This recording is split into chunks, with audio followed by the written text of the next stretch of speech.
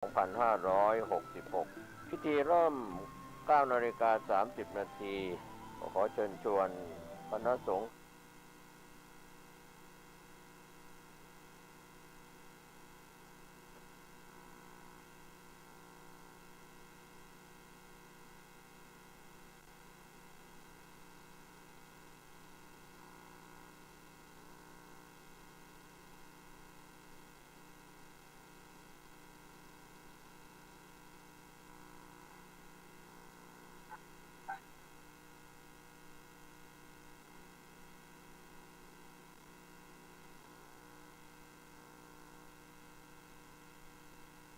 ขอความนอบน้อมจงมีแด่พระรัตนตรัยธรรมสวัสดีสำหรับพี่น้องชาวไทยทุกท่านรวมถึงชาวต่างประเทศที่รับฟังคลื่นนี้ 104.50 เมกะเฮิรตซ์วัดสายหินในการอำนวยการของท่านพระครูสมุวิศวัตรวรกิจโตท่านผู้อำนวยการและเจ้าอาวาสวัดสายหินกราบขอบพระคุณท่านนะครับวันนี้ขอพูดถึงเรื่องวัดว่าวัดเป็นสมบัติสาธารณะ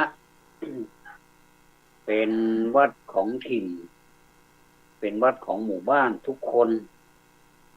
ในถิ่นในหมู่บ้านมีความรู้สึกเป็นเจ้าของร่วมกันวัดเป็นแหล่งแห่งคุณค่าเป็นหน้าตาของถิ่นของชุมชนทุกคนมีความภูมิใจในวัดของตนและอยากช่วยกันดูแลรักษาทำวัดให้เป็นที่น่าภูมิใจของถิ่นชุมชนทีนี้เมื่อวัดเป็นสมบัติสาธารณะจึงเป็นที่ใช้บำเพ็ญกิจกรรมต่างๆซึ่งบางทีชาวบ้านคิดว่าเมื่อวัดเป็นสถานที่บำเพ็ญกิจกรรมต่างๆแล้วจะทำอะไรก็ได้อย่างนั้นมันไม่ถูกจะต้องอยู่ในขอบเขตด้วยนะครับวัดเป็นที่อยู่ที่ทำกิจที่ทำวัดเป็นที่บำเพ็ญสมณธรรมของพระโดยมีหลวงพ่อพระประธานเป็นศูนย์รวมใจที่ทุกคนไปเคารพบูชาบรรดาพระสงฆ์และญาติโยมมาชุมนุมพบปะพร้อมกันตั้งหน้าหลวงพ่อพระประธานวัดเรานี่ในถิ่นภาคเหนือนี่ก็ในวิหารอยู่ในวิหารเราไม่นิยมในอุโบสถพระวิหารนี่มีงานครั้งหนึ่งคนก็เต็มกันไปหมดล้นออกมาข้างนอกด้วยซ้ำนี่เขาเรียกว่ามีพระประธานเป็นประธานญาติโยมบำรุงเลี้ยงพระสงฆ์ด้วยปัจจัยสี่พระสงฆ์ให้ศีลแสดงธรรมสั่งสอนญาติโยมให้อยู่ในศีลในธรรมให้รักษาศีลเป็นพื้นฐานและให้ปฏิบัติธรรมอื่นทั้งหลายที่ต่างคนต่างๆกันไปหรือยิ่งขึ้นไปที่ก็แสดงว่าทั้งพระและก็โยมมีหน้าที่สองประการคือมีคนละหนึ่งประการฝ่ายหนึ่งเป็นผู้สอนศีลธรรมเป็นผู้สั่งด้วยสอนด้วยแล้วก็ให้รักษาศีลเป็นพื้นฐานอย่างที่กล่าวมาแล้วส่วนโยมชาวบ้านก็มีหน้าที่ที่จะบำรุงรักษาด้วยปัจจัยสี่ปัจจัยสี่นั้นมีความจำเป็นแก่มนุษย์ทุกคนแต่ปัจจัยสี่ของพระนั้นก็แตกต่างไปจากโยมก็คือมีความเป็นพิเศษยิ่งขึ้นไปอีกวัดนี่เป็นที่อ้างอิงของทุกคนตลอดชีวิตนะครับพอลูกเกิดก็มาขอหลวงพ่อตั้งชื่อให้และหรือทำบุญตัดผมไฟต่อจากนั้นก็มีงานที่วัดให้มาร่วมงานร่วมทำบุญกันอย่างเนี้ยเรื่อยไป อโตเป็นหนุ่มก็มาบวชเรียนจำพรรษาเป็นผู้ใหญ่ผู้เฒ่าชราก็มาอยู่วัดนอนที่ศาลารักษาอุโบสถศีลฟังธรรมบำเพ็ญภาวนาถึงวาระอายุขัยไปจากโลกนี้ลูกหลานญาติมิตรก็นำมาวัดบำเพ็ญกุศลปลงศพให้ต่อจากนั้นก็มีงานทำบุญอุทิศให้ตามแต่จะระลึกถึงกันสืบต่อไปนี่วัดนี่ก็เป็นสถานที่ปฏิบัติธรรมและสอนธรรมที่จะนำไปปฏิบัติชาวบ้านก็พากันมาวัดทุกรุ่นทุกวัยแหละครับยิ่งเป็นเทศกาลใหญ่ๆเช่นลอยกระทงภาคเหนือเรียกว่าเดือนยี่เพ็งอันนี้วันเพ็ญวันเดือนเพ็งเป็นวันพระจันทร์เต็มดวงสวยงามชาวบ้านยิ้มแย้มแจ่มใสทำบุญทำทานกันเนี่ยก็มาทุกเพศทุกวัยนะครับทั้งเด็กเล็กเด็กโตหนุ่มสาวผู้ใหญ่ผู้เฒ่ามาวัดก็ปฏิบัติธรรมกันเห็นชัดๆตั้งแต่ทานตั้งแต่ศีลแล้วก็ฟังธรรมเป็นต้นไปครั้นมีธรรมที่ได้ฟังได้รู้แล้วก็เอาไปปฏิบัติที่บ้านที่ทำงาน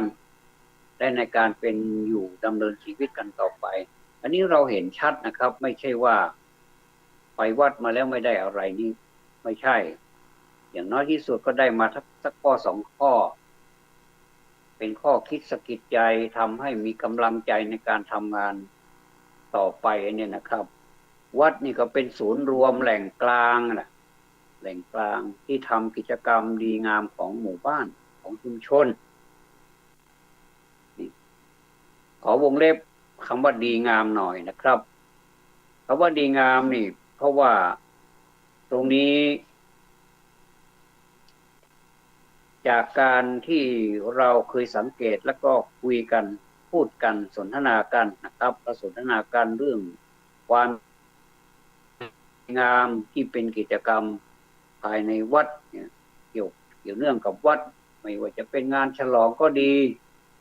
เป็นงานอะไรก็ตามที่เกิดขึ้นในหมู่บ้านเนี่ยมันจะต้องเป็นกิจกรรมอันนี้หลีกเลี่ยงไม่ได้ว่าจะต้องใช้เสียง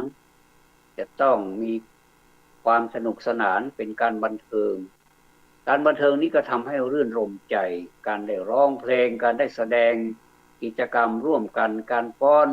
รำอะไรต่างๆนี่ก็ถือว่าเป็นวัฒนธรรมอย่างหนึ่งที่คนแสดงออกแต่ว่าดีงามนี้จะต้องอยู่ในกรอบอยู่ในวินัยไม่ใช่ว่าอาศัยเหตุนี้แล้วก็ไปทำอย่างอื่นที่มันตรงกันข้ามกับดีงามอันนี้มันไม่ถูกขอฝากไว้ด้วยเพราะว่าวัดเป็นศูนย์รวมของทุกคนนะครับเป็นศูนย์รวมของชุมชนเป็นที่ฝึกคนนะเป็นที่ฝึกคนด้วยนะวัดนี่นะไม่ว่าเป็นวัดแล้วก็เป็นกิจกรรมอย่างเดียวแล้วก็ออกกิจกรรมเสร็จสับเรียบร้อยก็หายไปเลยไม่มาต่อเนื่องก็คือไม่ใช้ตนแล้วก็ทั้งกายทั้งใจนี่เข้าไปในวัดเพื่อจะไปรับไปซึมซาบพระธรรมอันนี้ไม่ค่อยเห็นมีกันคือถ้ามีกิจกรรมครั้งหนึ่งก็คงจะเยอะพอเยอะเสร็จงานเสร็จเก็บเรียบร้อยนะเก็บเรียบร้อยก็หายไปเลยอย่างเนี้ยบางคนหายไปตั้งนานเลยเนี่ยกลับมาอีกทีหนึ่งอ้าว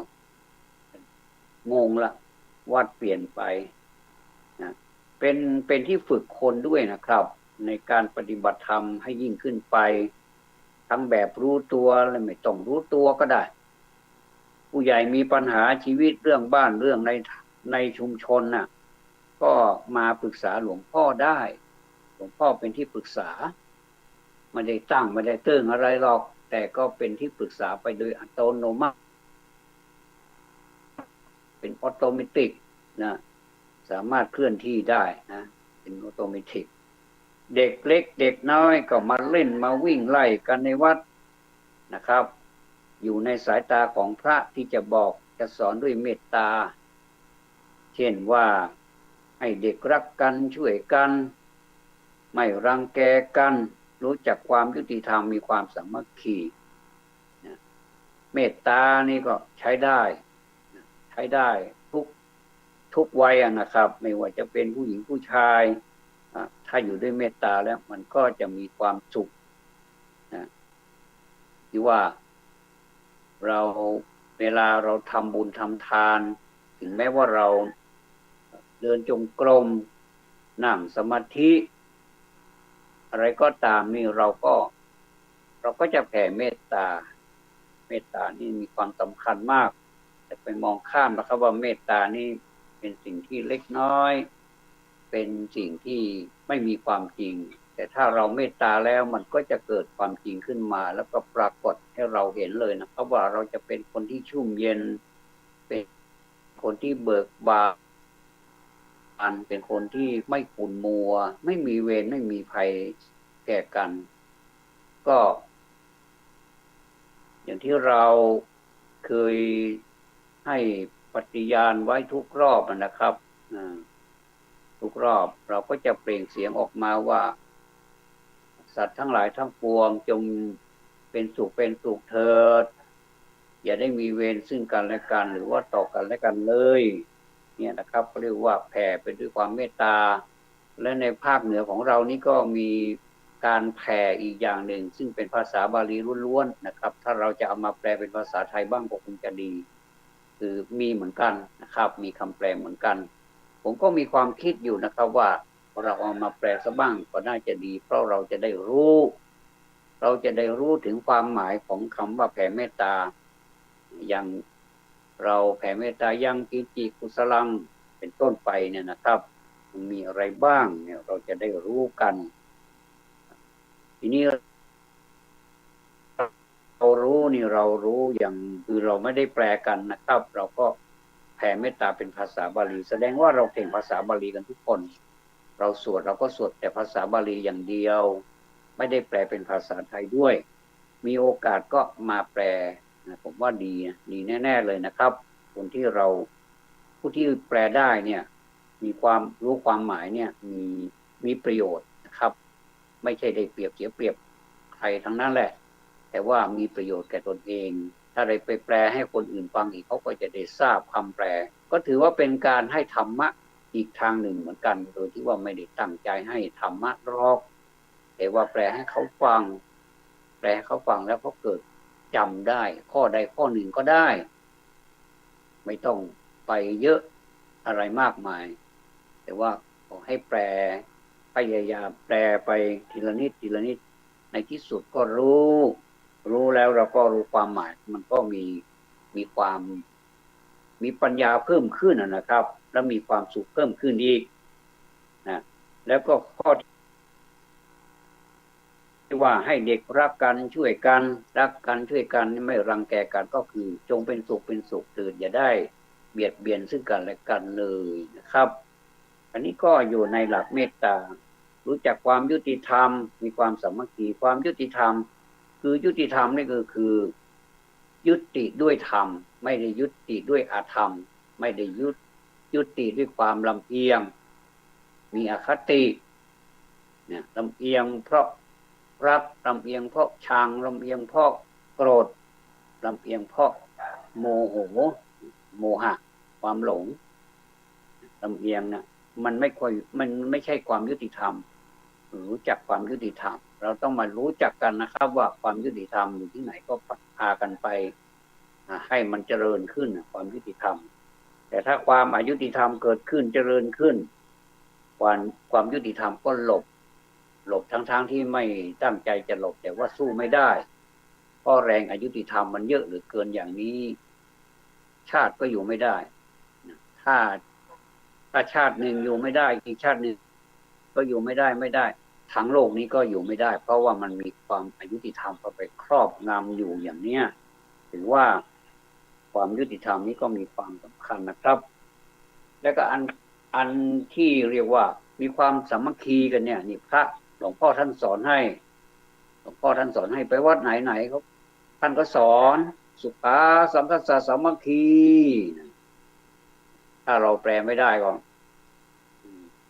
ให้มีความสามัคคีกันนะ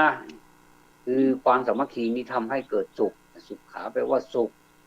สุขาสังคัสสะสังคัสสะแปลว่าหมู่แห่งของหมู่คณะเนี่ยนะครับถ้าแปลเป็นภาษาบาลีไปสู่ภาษาไทยสังฆสะนี่แปลว่าของหมู่คณะความจริงสังฆะนี่ไม่ได้หมายถึงพระสงฆ์อย่างเดียว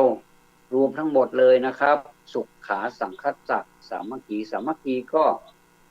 คือการรวมเป็นอันหนึ่งอันเดียวกันเป็นพลังอาจจะมีความขัดแย้งกันบ้างก็เป็นธรรมดานะครับความขัดแย้งมันก็มีความคิดเห็นกันบ้างบางทีทำไปเบลอไปทำไปคือไม่เป็นระเบียบพอมีคนมาสะกิดหน่อยก็อย่าไปโกรธเขาผมว่านะต้องขอบคุณเขาด้วยซ้ำนะว่าถ้าเราทำอย่างนั้นอยู่ต่อไปเนี่ยมันก็จะเป็นการไม่ดีมันก็ไม่เจริญนะครับมันก็อะไรก็ตามคนผู้ที่มีสิทธิ์ในการร่วมกิจกรรมนี่จะต้องมีสิทธิ์พูดจะต้องมีสิทธิ์แสดงความคิดเห็นแสดงออกทั้งกายทั้งวาจาแต่ตั้งใจปฏิบัติตั้งใจทำโดยพร้อมๆกันพร้อมเพรียงกันเนี่ยอย่างเวลาเราไปนั่งสมาธิหรือว่าเดินจงกรมเนี่ยเราก็เดินพร้อมๆกันแต่ว่าการเดินนี่สวนกันไปสวนกันมาไม่ต้องจำเป็นจะต้องไปพร้อมกันเป็นระเบียบหรือจัดแถวอะไรนี่มันไม่ใช่แต่ว่า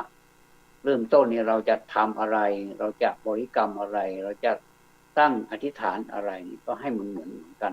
แต่เวลาเดินจงกรมแล้วเนี่ยก็เดินไปเดินใครเดินมันแต่ว่าก็ต้องเดินให้มันถูกทีอย่างเดินจงกรมนี่ก็พอจะเดินนี่ก็ตั้งอธิษฐานก่อนที่จะเดินจงกรมใช่ไหมครับแล้วก็ยืนเอามือขวาจับข้อมือซ้ายเอา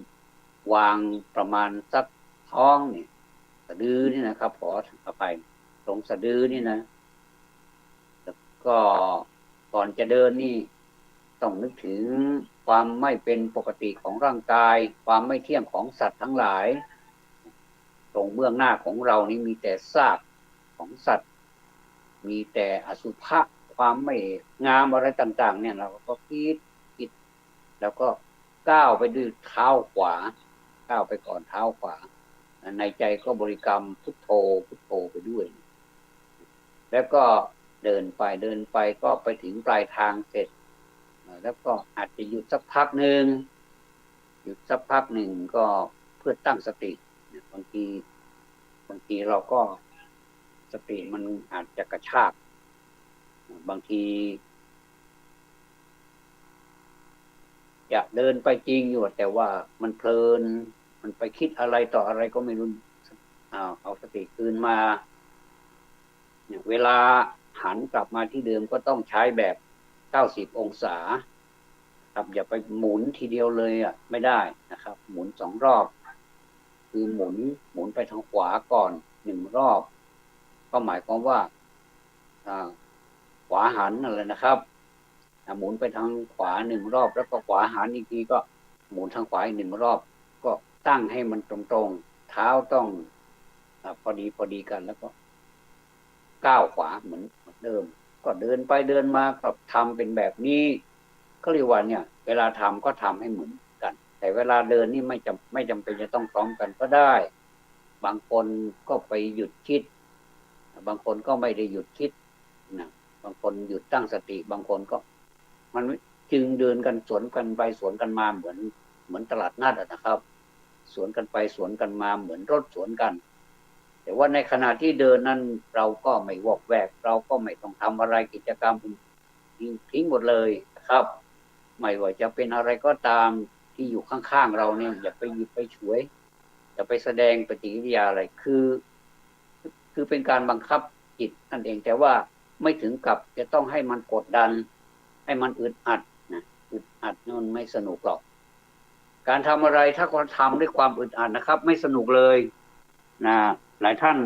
คงจะทำแล้วเคยทำแล้วผมก็เคยทำแล้วนะการทำอะไรที่มันอึดอัดเนี่ยมันทำให้เราไม่มีความสุขนอกจากจะไม่มีความสุขแล้วก็สร้างทุกข์ให้แก่ตัวเองด้วยนะให้แก่ตนเองด้วยซึ่งการสร้างความทุกข์เนี่ยมันไม่จำเป็นจะต้องสร้างเลยเพราะว่าไปสร้างมันทำไมไหนๆมันก็ทุกข์อยู่แล้วมันก็ทุกข์อยู่เฉยๆมันก็ทุกข์ไม่ให้มันทุกข์ได้ยังไงมันเป็นอัตโนมัติของมันนะครับเพราะฉะนั้นนี่ถ้าเราไปทำให้มันอึดอัดมันขัดแย้งกันในตัวอย่างเนี้ยนะให้ปล่อยไปตามกลไกหรือว่าตามมิติของร่างกายของเราแต่เพียงแต่ว่าเราฝึกให้มันอยู่ในกรอบแค่นั้นเองการทำสมาธิก็เหมือนกันครับการทำสมาธิก็มีรายละเอียดอยู่ครับมีขั้นตอนอยู่หลายท่านทำสมาธิบ่อยก็คงจะทราบกันดีแล้วมีอานิสงส์มากมายหลายประการนะครับเนี่ยอย่างเนี้ยเรียกว่าเป็นการที่ว่าวัดเนี่ยเป็นสถานที่ฝึกเป็นสถานที่ฝึกพอเด็กโตขึ้นมาหน่อยเนี่ยเด็กโตขึ้นมาหน่อยตั้งแต่ประมาณสัก7 ขวบเนี่ยสมัยก่อนเนี่ยนะประมาณสัก7 ขวบเนี่ยก็เริ่มไปมาระหว่างบ้านกับวัดละเรามักจะได้ยินประวัติหลวงพ่อหลวงพี่หลวงตาหลวงปู่ทั้งหลายที่ท่านปฏิบัติให้เราเห็นแล้วก็เป็นท่านก็มีประวัติแล้วก็ได้อ่านดูส่วนมากแล้วชีวิตในวัยเด็กนี่ส่วนมากจะผูกพันกับวัดส่วนมากจะผูกพันกับวัดแต่ทีนี้มันเปลี่ยนไปไม่ค่อยได้ผูกพันกับวัดนานๆทีไปวัดก็งงแต่ว่าถ้าให้เหมือนอย่างก่อนนี้คงจะเข้าท่าดีนะเพราะว่าเด็กประมาณสัก7 ขวบก็เริ่มไปมาระหว่างบ้านกับวัดแล้วเนี่ยโดยผู้ปกครองพ่อแม่นี่พาไปแต่บางทีนี่โรงเรียนเนี่ยมันเด็กนี่ก็ผูกพันกับวัดและกับโรงเรียนด้วยบางคนเข้าวัดในตอนเช้านะเอาปิ่นโตไปถวายหลวงพ่อหลวงพี่กินข้าวที่วัดนั่นแหละแล้วก็ไปโรงเรียนพักเรียนกลางวันก็มาวิ่งก็เล่นใต้ร่มหมู่ไม้ในบริเวณวัดนั่นแหละร่มเยอะนะแล้วก็สะอาดสะอ้านด้วยนะวัดนี้ตอนมากจะสะอาดสะอ้านเพราะว่าพระสงฆ์สามเณรก็พากันกวาดทุกวันก็เลยสะอาดสะอ้านเลิกเรียนถ้าไม่ไปกินข้าวมื้อเย็นที่เก็บจากกลางวันไว้ที่วัดก็กินข้าวเย็นที่บ้านแล้วจึงไปวัดพักบ้างเล่นบ้างค่ำลงก็ไปอยู่กันที่นอกชานหอสวดมนต์ไม่ต้องไปที่กุฏิพระหรือหลวงพี่ที่พระมาทำวัดค่ำหรือว่าทำวัดเย็นก็สวดมนต์ด้วยหลังจากนั้นก็อ่านก็ดูหนังสือกันถ้ามีพระหรือรุ่นพี่มาเล่านิทานให้ฟังก็ยิ่งดีถึงเวลาอันควรก็นอนหลับกันที่หอสวดมนต์นั่นเองที่ว่ามานี้หมายถึงวัดทั่วไปที่คนไทยรู้จักเป็นสามัญในถิ่นบ้านหรือย่านใกล้ชุมชนนะครับแต่ถ้าเป็นวัดป่าก็เป็นธรรมดาอยู่เองว่ามีลักษณะเฉพาะตามชื่อที่บอกอยู่แล้วในตัวว่าอยู่ในถิ่นไกลห่างชุมชนและเป็นที่พระมุ่งมาปลีกหลีกเร้นระดมเพียรในการปฏิบัติขัดเกลาโดยสัมพันธ์กับชาวบ้านเพียงกลุ่มหมู่เล็กๆย่อยๆตามที่ว่ามานี้จะเห็นได้ว่าคำว่าวัดนี่ครับมีความหมายไม่เพียงครอบคลุมคำที่คิดขึ้นมาใช้กันใหม่ว่าสำนักปฏิบัติธรรมเท่านั้นแต่กินความกว้างลึกทั่วรอบยิ่งกว่าคำที่ว่านั้นมากมาย ช่นในทางนิเวศครับในทางนิเวศและเนื้อตัวของชีวิตถ้ามีวัดอยู่สำนักปฏิบัติธรรมก็เป็นได้แค่หน่วยย่อยที่มาแทรกมาซ้อนหรืออย่างดีก็มาเสริมเติมเน้นคุณสมบัติด้านหนึ่งของวัดนั้นแต่ก็ไม่พ้นปัญหาในข้อที่ได้ถูกจำกัดความหมายให้แคบให้มองเขวไปเสียแล้วว่าเป็นธรรมที่จำเพาะสมถกรรมฐานหรือวิปัสสนากรรมฐานนะครับในขอบเขตที่นับว่ายังคุมความหมายไว้ได้ก็คือบางวัดมีสถานที่เหมาะมากเลยนะครับเข้าไปแล้วก็ร่มรื่นเหมาะที่จะเป็นใช้เป็นที่ปฏิบัติธรรมกรรมฐานหรือวิปัสสนากรรมฐานเนี่ยแล้วก็มีพระอาจารย์สอนกรรมฐานคือสอนการฝึกปฏิบัติสมถะวิปัสสนาก็จัดสถานที่เป็นสัดส่วนพิเศษให้สำหรับผู้ที่ต้องการมาเข้าอยู่ฝึกปฏิบัติมีหลายวัดนะครับมีหลายวัดที่มีความพร้อมทางด้านสถานที่มีกุฏิกรรมฐานมีที่เดินจงกรมมีพร้อมหมดเลยว่างั้นเถอะแล้วก็มีผู้ฝึกให้ก็พร้อมแต่บางวัดคนมาฝึกพร้อมแต่พระไม่พร้อมอย่างนี้ก็มีแล้วก็เรียกชื่อแบบตรงไปตามนั้นว่าสำนักกรรมฐานเหมือนเป็นหน่วยย่อยที่ซ้อนอยู่ในวัดก็พอไหวนะครับแต่จะอย่างไรก็ตามนะครับวัดก็ต้องทำบทบาทหน้าที่พื้นฐานของวัดอย่างที่ว่ามาแล้วไปทำกับใครก็ทำกับพุทธบริษัทและบรรดาประชาชนไม่ละเลยไม่ทอดทิ้งไม่ข้ามไปนะครับ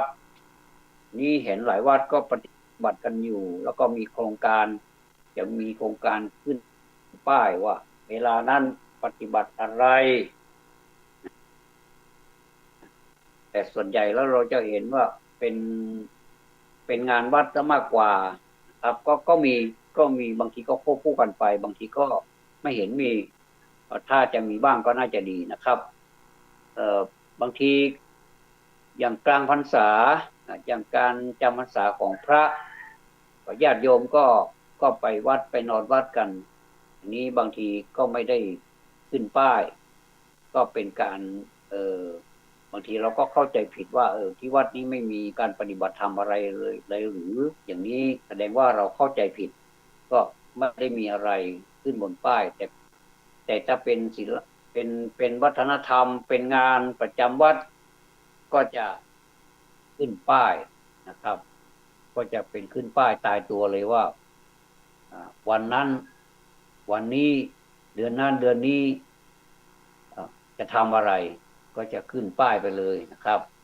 แต่ส่วนการปฏิบัติธรรมนี้ไม่เห็นมีขึ้นป้ายแต่ก็ไม่เป็นไรขอให้ปฏิบัติเถอะความสำคัญไม่ได้อยู่ที่ป้ายนะครับป้ายเป็นเพียงแต่การแจ้งให้ทราบเท่านั้นเองแต่ว่าถ้าปฏิบัติจริงมันก็ไม่จำเป็นก็ได้หรือว่าถ้ามีก็ดีไม่มีก็ไม่เป็นไรนะครับทีนี้ถ้าเรามาพูดถึงบทบาทหน้าที่ของวัดอย่างที่ว่ามาแล้วเนี่ยท่านก็นำคำว่าสำนักปฏิบัติธรรมมาใช้อย่างนี้และเราคิดว่าท่านทำด้วยความปรารถนาดีมากทีเดียวนั้นคือมาคิดว่าในระยะที่ผ่านมาไม่ใช่น้อยนี้นะครับต้องยอมรับว่าวัดทั้งหลายถ้าไม่ถึงกับว่าส่วนใหญ่นะครับก็มากมายได้ละเลยหรือย่อหย่อนในการทำหน้าที่ของวัดไม่ใส่ใจแนะนำสั่งสอนให้พระให้โยมศึกษาปฏิบัติธรรมอะไรเลยนะสมถะวิปัสสนาจิตภาวนาปัญญาภาวนาไม่ใส่ใจอย่างนี้เอาแต่เรื่องจะหาเงินทองรายได้สร้างโน่นสร้างนี่จิปาถะเลยนะครับทีนี้ญาติโยมก็มีไม่น้อยที่มีศรัทธามีฉันทะก็คือความพอใจอยากจะศึกษาจะปฏิบัติจะเจริญภาวนา อย่างผมนี่เคยอยู่วัดเมื่อก่อนนี้มีญาติโยมมาถามว่าที่นี่ปฏิบัติธรรมกันไหมเราก็ตอบไปก็มีเหมือนกันถ้าโยมจะมาก็มาครับแล้วก็ทีนี้มีบางวัดถ้าญาติโยมเข้าไปแล้วไปปรึกษาไปสอบถามแต่ไม่รู้จะไปที่ไหนไปมามีผู้รู้นำนะมีผู้รู้มีผู้นำพอจะเห็นทางเมื่อหาครูอาจารย์ได้หรือมีกัลยาณมิตรที่นำได้ก็รวมกลุ่มกันหาที่หาทางจัดเป็นรายการเข้าวิเวกหรือเข้าคอร์สนะศึกษาปฏิบัติไปแบบที่ตกลงหรือพอใจจะเรียกชื่อว่าการปฏิบัติจะเรียกชื่อการปฏิบัตินี้อย่างไรก็ยังเอายุติไม่ได้นะครับแต่ก็คือเป็นเรื่องของศรัทธาเป็นความใฝ่ธรรมที่น่าอนุโมทนาควรหาทางสนับสนองแล้วก็สนับสนุนเป็นอย่างยิ่งเลยนะครับ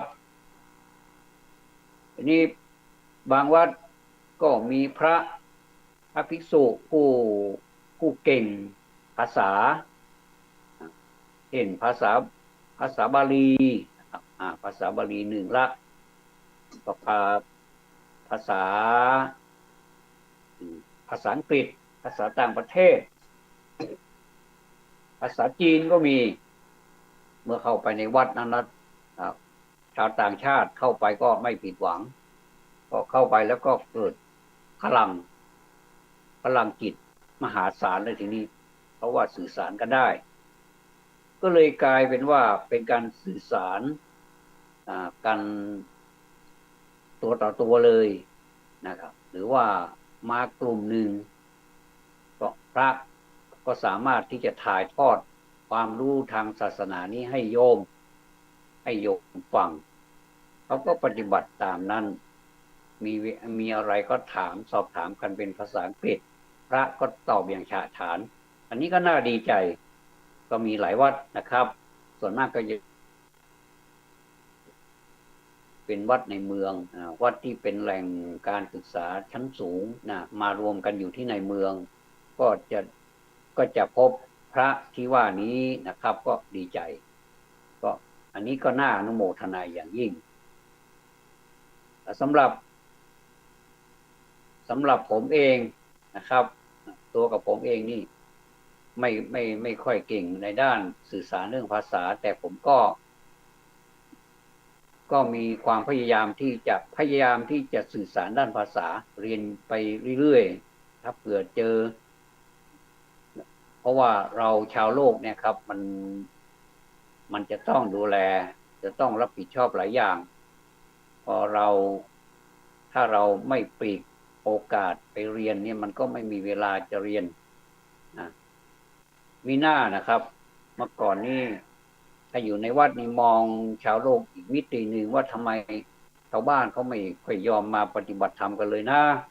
ก็เพราะเขามีภาระหน้าที่มากมายเขาก็จะเป็นอุปสรรคในการทำมาหากินพอเรามองไปจริงๆมันเป็นอย่างนี้จริงๆเราจะทำอย่างไรให้ธรรมะนี้เข้าไปหาเขาได้ก็ต้องหาวิธีการครับก็มีหลายทางหลายช่องทางเช่นการจัดทำรายการนำเสนอทั้งสื่อต่างๆครับไม่ว่าจะเป็นวิทยุทีวีอะไรก็ตามเดี๋ยวนี้เจริญขึ้นมากมายทั้งที่เป็นภาพเคลื่อนไหวนะครับการสนทนากันผ่านช่องทางคือสอบถามกันได้ถามมาก็ตอบไปก็หายคล่องใจไปอย่างนี้ก็ถือว่าดีเหมือนกันน่าอนุโมทนาแต่ว่าถ้ามาเจอกันตัวต่อตัวโดยที่มันไม่ต้องผ่านช่องทางนี้ก็ยิ่งดีนะครับยิ่งดีก็ผมขอพูดเรื่องวัดจริงแค่นี้ก่อนนะครับเพราะว่าเดี๋ยวจะได้เอาเรื่องอื่นมาสนทนามาพูดคุยกันมาพูดกันก็ขออนุญาตประชาสัมพันธ์นะครับเพราะว่า รรมะหรือว่าวัดวาอารามจะเจริญนี่มันก็อยู่ที่เศรษฐกิจของชาวบ้านเหมือนกันถ้าชาวบ้านเศรษฐกิจดีวัดก็เจริญถ้าเศรษฐกิจมันไม่ดีก็ต้องทำใจว่าวัดมันไม่เจริญแต่ว่าถึงวัดมันไม่เจริญเสนาสนะมันจะผุพังหรือชำรุดทรุดโทรมไปก็พออยู่ได้ขอให้พระสัทธรรมของพระศาสดาเจริญก็ใช้ได้แล้วนะครับอันนี้เรามาเน้นถึงเรื่องด้านเศรษฐกิจก่อนด้านเศรษฐกิจนี่ในท้องถิ่นนะครับก็ขอประชาสัมพันธ์นะครับเกี่ยวกับ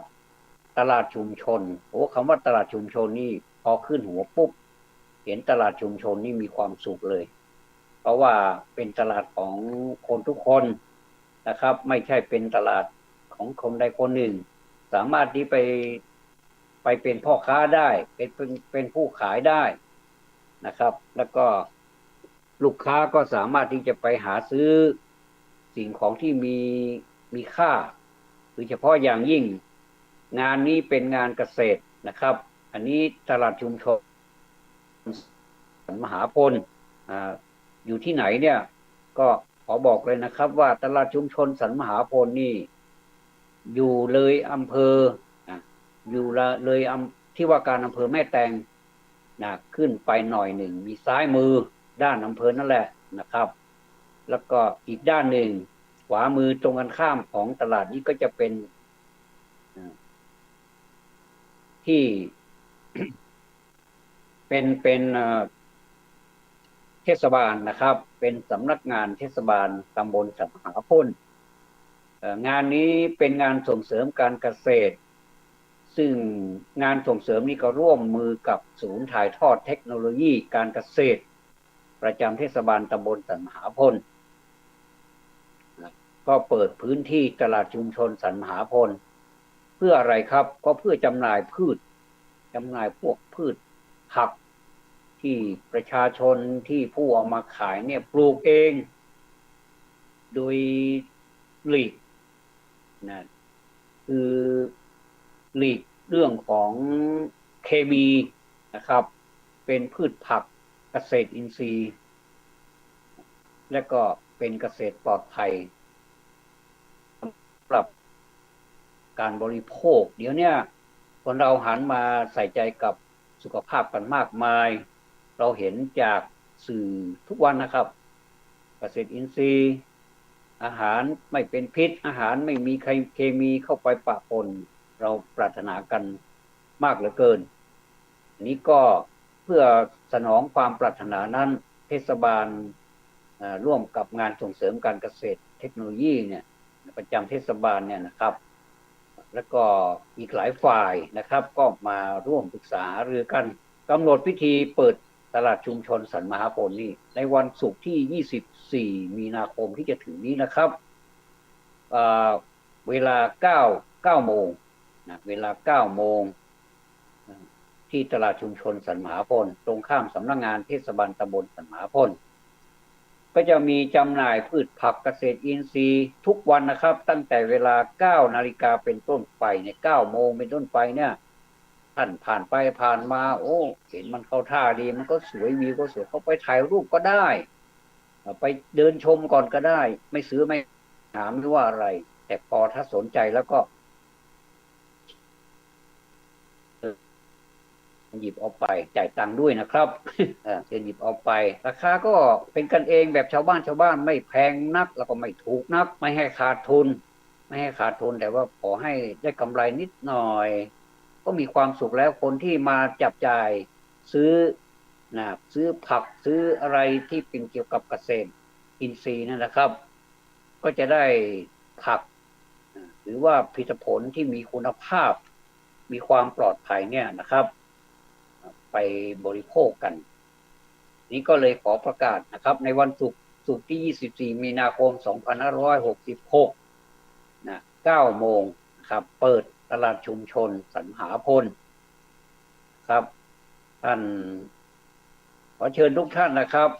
ไม่ว่าจะเป็นพ่อค้าแม่ค้าแล้วก็ผู้สนใจทั้งหลายนะครับต่อเนื่องเลยนะครับพอใ เกษตรอินทรีย์ที่ว่านี้เป็นตลาดชุมชนนี่เปิดไปถึงนู่นเลยนะครับจนถึงสิ้นเดือนเลยพอมาถึงต้นเดือนวันที่1 ถึง 7เมษายนก็ทางเทศบาลนี้ก็ขอเชิญเที่ยวงานอีกงานนี้ก็เป็นงานที่ดีนะครับเป็นงานของดีสันมหาพลเป็นงานของดีเนี่ยมันมีอะไรบ้างนี่ก็ไปหาชมกันและก็เป็นมหกรรมสินค้าราคาถูกไทยช่วยไทยนะครับมีตั้งแต่วันที่ 1ไปจนถึงวันที่7เมษายน2566ก็ที่เดิมนะครับที่เก่าเวลาเดิมตลาดชุมชนสันมหาพลตรงข้ามสำนักงานเทศบาลตำบลสันมหาพลนะครับมีอะไรบ้างนี่ก็มีสินค้าเกษตรอินทรีย์และเกษตรปลอดภัยอันนี้หลักแล้วนะอันนี้หลักแล้วก็สิ่งของอุปโภคและบริโภคราคาถูกถูกมากๆถูกไม่ถูกก็ไปหาดูถูกใจก็ซื้อไม่ถูกใจก็เชิญเที่ยวงานดูก่อนก็ได้ทักทายกันก็ได้นะครับเปิดสมองเปิดหูเปิดตาว่างั้นเถอะนะครับแล้วก็ที่สำคัญถ้าจูงลูกจูงหลานไปด้วยก็จะมีเครื่องเล่นสำหรับเด็กมากมายนะครับแล้วก็งานนี้ก็มีวงดนตรีมีวงดนตรีจากศิลปินชื่อดังมากมายนะครับก็ขอเชิญท่านไปชมตั้งแต่วันที่1 ถึง 7เมษายน2566นะครับที่ตลาดชุมชนสันมหาพลตรงข้ามสำนักงานเทศบาลตำบลสันมหาพลนะครับนี่ก็เป็นข่าวประกาศซึ่งเป็นของดีเป็นถ้าเศรษฐกิจดีชาวบ้านอยู่ดีมีสุขทางวัดก็ไม่มีปัญหาแต่ถ้าชาวบ้านมีความไม่อยู่ดีมีสุขทางวัดก็หงอยหน่อยนะครับก็ต้องเข้าใจแล้วก็ต้องทนกันไปถ้าเราไม่ช่วยกันอย่างนี้แล้วใครจะช่วยเราครับไทยช่วยไทยนะครับช่วงนี้เวลาขณะนี้9:45 นาทีเดี๋ยวผมก็จะล่ำลาแต่ว่ายังพอมีเวลาอยู่ก็จะขอพูด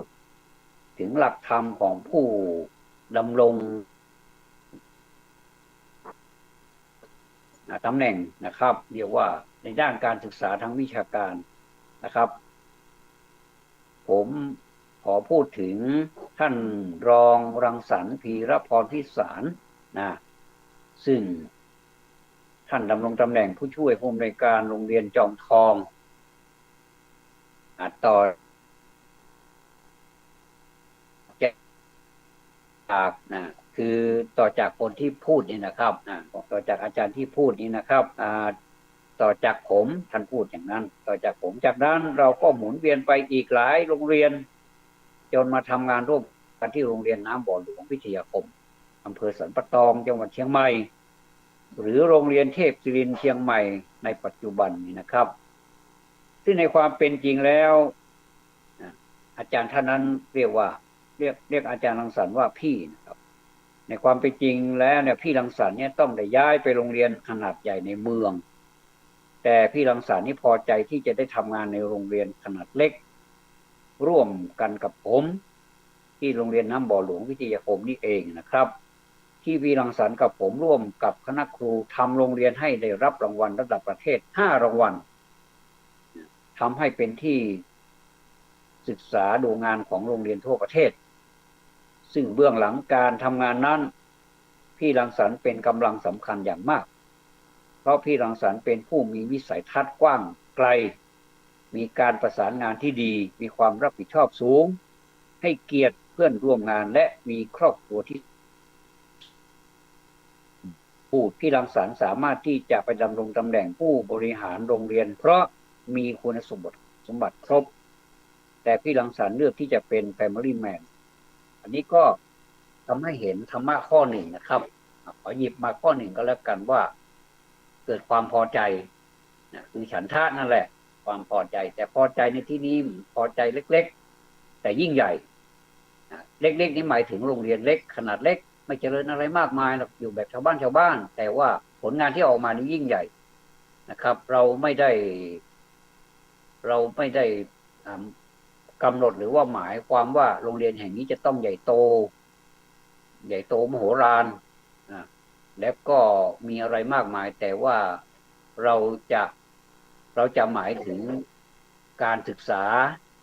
การที่นักเรียนออกจากโรงเรียนนี้ไปแล้วได้รับการศึกษาโรงเรียนนี้ครบแล้วออกไปแล้วเป็นคนที่มีคุณภาพอย่างนี้นอกจากจะเป็นคุณภาพมีความรู้มีวิชาติดตัวไปนี่จะต้องมีคุณธรรมด้วยมันเป็นความรู้คู่คุณธรรมนะครับผมก็เลยว่ามั่นใจว่าอาจารย์รังสรรค์นี่ท่านจะต้องมีคุณธรรมให้เด็กเหล่านี้อย่างเต็มเปี่ยมทั้งมีวิชาอันแข็งแรงแข็งแกร่งและก็มีคุณธรรมอันแข็งแรงด้วยแข็งแกร่งด้วยออกไปพร้อมกันก็ลูกศิษย์ลูกหาก็เลยมากมายนะครับลูกศิษย์ลูกหาสามารถที่มายืนยันได้ว่าเคยเป็นศิษย์ของอาจารย์รังสรรค์นะครับก็มีความภูมิใจก็ท่านดูก็มีความสุขดีแม้ถึงแม้ว่าท่านจะเกษียณอายุราชการมาแล้วตั้ง10 กว่าปีมาแล้วนะครับปี2551พร้อมทั้งอาจารย์ดร.ยุวดีนะครับซึ่งก็เกษียณมาพร้อมๆกันทั้งสองท่านนี่เป็นคนที่น่ารักเป็นคนที่น่านับถือนะครับเพราะท่านมีอัธยาศัยไมตรีดีมากเลยนะครับก็เลยเนี่ยฉันทะเนี่ยนะครับก็คือความพอใจเนี่ยในสิ่งนั้นก็ทำได้ดีไม่ว่าใครก็ตามถ้าทำแบบอาจารย์รังสรรค์เนี่ยอาจารย์ยุวดีเนี่ยมีความรักในวิชาการมีความรักในเยาวชนปลูกฝังความรักให้เขาให้มีความสามัคคีให้มีวิชาการให้มีความรู้ติดตัวไปถึงแม้ว่ามันจะยากเย็นเข็นใจยากยิ่งนะครับในการที่จะให้ความรู้คนอื่นไปเนี่ยนะครับโดยเฉพาะอย่างยิ่งไปดูแลเด็กๆเนี่ยนะครับยากจริงๆถ้าใครไม่รู้ก็ลองไปดูก็แล้วกันว่าลองสอนเด็กดูสิเหมือนกับคุณครูทั้งหลายเนี่ยก็จะรู้เลยว่าอ๋อคุณครูนี่มีความอดทนจังเลยนะนี่คุณครูรังสรรค์หรือว่าอาจารย์รังสรรค์นี่ก็มีความอดทนอาจารย์ยุวดีก็มีความอดทนถึงแม้ว่าจะเจอเด็กที่เกเรเก่งมาเลยเกเรแน่นอนเลยนะครับมันจะมีทุกรุ่นเลยจากป .1 ขึ้นป .2 ก็ติดตามมาเรื่อยๆจนถึงประถมปลายแล้วก็ไปถึงมัธยมแล้วก็ถึงมหาวิทยาลัยก็ยังมีเด็กมีคนอย่างนี้อยู่แต่ว่าด้วยความน้ำอดน้ำทนนะครับมีความพอใจที่จะหล่อหลอมที่จะทำให้เด็กคนเนี้ยคนที่เกเรเก่งมาเลยเนี่ยให้เป็นคนดีในที่สุดเขาก็เป็นคนดีจริงๆอันนี้ต้องยกนิ้วให้นะครับยกนิ้วให้ท่านอาจารย์รังสรรค์อาจารย์ยุวดีตลอดคุณครูบาอาจารย์ทั้งหลายที่เป็นพ่อพิมพ์แม่พิมพ์ของชาติเนี่ยโอ้ท่านมีความอดทนจริงๆผมเกิดเป็นผู้เป็นคนมาอ่านหนังสือออกเขียนหนังสือได้มีปัญญาก็เพราะคุณครูนั่นแหละนะครับครูใหญ่ของผมนี่ผมไม่ลืมหรอกคุณครูสุทัศน์บุญมาถ้ามาถึงสมัยนี้ถ้าท่านยังมีชีวิตอยู่ก็เรียกว่าผู้อำนวยการครับเป็นครูใหญ่คุณครูพระไทยแผ่นทองคุณครูบุญรอดปฐุมมณีผมจำได้นะครับและผมก็ยังขอจำไปตลอดชีวิตเลยครับนอกจากคุณครูที่บ้านแล้วเนี่ยเป็นครูท่านแรกนะครับ2ท่านแรกคือพ่อกับแม่เนี่ยก็คุณครูบาอาจารย์ที่โรงเรียนเนี่ยเป็นผู้สร้างเราให้เราเป็นคนนะแล้วก็เป็นคนที่มีความรู้พอสมควรแล้วก็ตอนนี้ก็ต่อยอดเอานะครับออกไปแล้วก็ต่อยอดของใครของมันถ้าใครต่อยอดได้เยอะคนนั้นก็มีสิทธิ์ที่จะรู้ได้เยอะคนไหนถ้าขอไปถ้าเกียจคร้านมันก็จะได้แค่นั้นก็แล้วแต่นะครับแล้วแต่จะคิดว่าเราต่อยอดแล้วมันอะไรมันจะเกิดขึ้นถ้าเราไม่ต่อยอดแล้วมันอะไรมันจะเกิดขึ้นนะครับเพราะว่างานเป็นกิจกรรมส่วนสำคัญของชีวิตเพราะฉะนั้นถ้าจะดูให้ละเอียดว่าเราใช้ชีวิตกันอย่างไรก็ต้องมาดูที่เรื่องการทำงานว่าทำกันอย่างไรด้วยนะครับคนเรานั้นมองการทำงานต่างกันไปหลายอย่างแต่จากความเข้าใจเกี่ยวกับความหมายของการทำงานก็ทำให้เขามีพฤติกรรม การทำงานเป็นแบบของตนไปตามความเข้าใจนั้นนะครับอันนี้เป็นคำพูดของสมเด็จพระพุทธโฆษาจารย์นะครับในสมัยนั้นท่านเป็นพระพรหมคุณาภรณ์เป็นเจ้าคุณปอประยุทธ์โตนะครับก็ขอให้พวกเราเมื่อเมื่อได้ได้ฟังแล้วนะครับก็ขอได้นำกรุณานำไปต่อยอดด้วยนะครับว่าการศึกษานั้นมีความสำคัญแล้ววัดก็เป็นแหล่งศึกษาที่หนึ่งนะครับโรงเรียนก็แน่นอนเป็นแหล่งศึกษาแน่นอนถ้าไม่อย่างนั้นแล้วจะไปเรียกโรงเรียนได้อย่างไรมันก็เป็นแหล่งศึกษาแต่ศึกษาต้องมีคุณภาพผมมั่นใจว่าคุณครูทุกคนสร้างสรรค์ให้เด็กมีคุณภาพวันผมพูดถึงว่าเรื่องของความพอใจในการปฏิบัติงานยกตัวอย่างเช่นท่านอาจารย์รังสรรค์ธีรพรพิสารท่านรองศาสตราจารย์ดร.ยุวดีพีรพรพิสารท่านมีครอบครัวที่น่ารักแล้วก็มีความมั่นคงเป็นรากฐานไม่คลอนแคลนไม่งอนแง่น